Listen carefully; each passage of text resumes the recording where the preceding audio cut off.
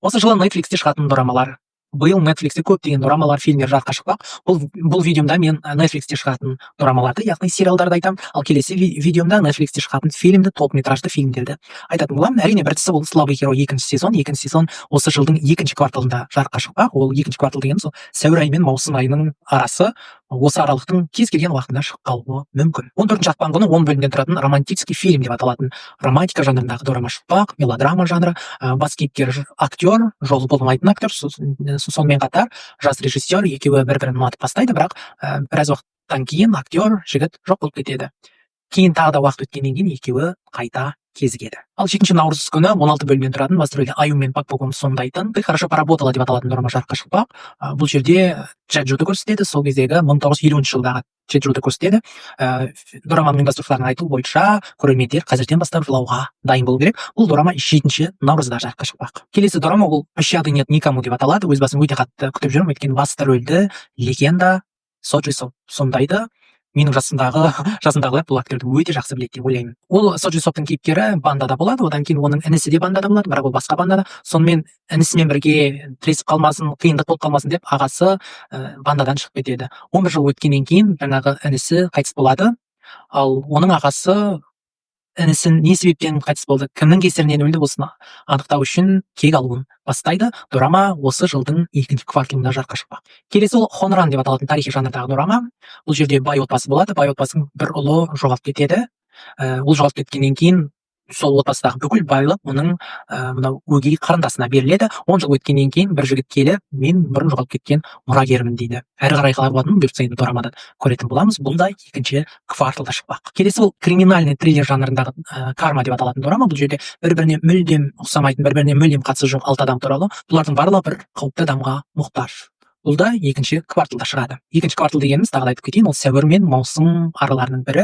Осы аралықтың бірінде кез келген уақытта шығып қалуы мүмкін. Әрі қарай кеттік. Келесі ол трейлер жанрындағы Триггер деп аталатын дорама. Бұл жерде бұрынғы әскери азамат қару сататын қара базармен жалғыз өзі күресіп бастайды. Ал бұл дорама осы жылдың 3-ші кварталында шықпақ. 3-ші квартал бұл шілде мен қыркүйек араларының бірі. Лиса Пограничье туралы 3 сезон туралы қоспаған екенмін, осылай аудио ретінде қосып жіберейін. Қыркүйек айында Лиса Пограничье 3 сезон жарыққа шықпақ. Бұл жолы мангадан алынбаған, бұл жолы оригинальный сценарий, сондықтан қалай болатын әрине қызық. Қыркүйекте 3 сезонда күтеміз. Келесі ол 15 бөлімнен тұратын «Две женщины» деп аталатын дорама. Екеуі екі құрбы мектеп кезінен бері таныс болып, өте жақсы құрбы болады да, бірақ кейін екеуі бір жағдайға байланысты ұрысып қалып, сонымен араласпай кетеді. 42 жасқа келген кезде екеуі қайта қауышады, бірі режиссер, ал екіншісі сценарист. Бірі қатерлі іске ұшырап, лайықты өлімді күтеді, соны қалайды, ал екіншісі оны жібергісі келмейді. Бұл дорамада осы жылдың 3-ші кварталында жарыққа шықпақ. Осы жылы Netflixте 18+ жақсы көретіндер үшін де дорамалар бар, соның бірі Эмма деп аталады.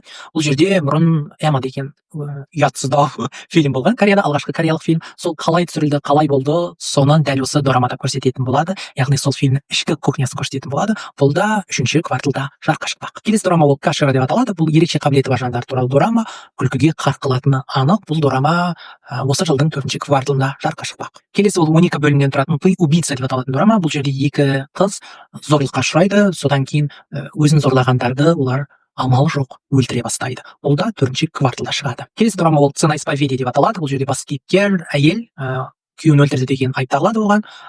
Ол өзін ешқандай да кінәлі емесін деп ойлайды, сонымен ол түрмеге түседі. Түрмеде ол ведьма деп аталып кеткен әйелмен кездеседі. Ведьма деген әйел оның бұл істі ашуына әйелге көмектесетін болады. Бұл да осы жылдың 4-ші кварталында шықпақ. Сьюзи мен Ким Убин екеуін безрассудно влюбленный деген дорамада көрген боларсыздар. Ол жақта кәдімгідей жылайсың, ал бұл жолы олар нағыз күлкіге қарқ қылатын комедия жанрындағы дорамада. Дорама 12 бөлімнен тұрмақ. Ол да 4-ші кварталда шықпақ. Netflix биыл романтика жанрын жақсы көретін жандарды әрине ұмытқан жоқ. 4-ші кварталда «Как ты переводишь эту любовь» деп аталатын дорама жарыққа шықпақ. Басты рөлдердің бірін Ким Сон Хо сомдайды. Бұл жерде ол аудармашы, танымал актрисаға аудармашы болады. Сонымен екеуі күнде бірге уақыт өткізгеннен кейін, енді шетелде аудармашы болып жүреді, содан кейін екеуі бір-біріне жақын бола бастайды. Бұл да осы жылдың 4-ші кварталында жарыққа шықпақ. 4-ші квартал бұл қазан айы мен желтоқсан айының аралығы, осылардың бірінде шығады. Аталған дорамалардың қайсысы сіздерді қызықтырды, оны төменге пікірге жаза кетіңіздер.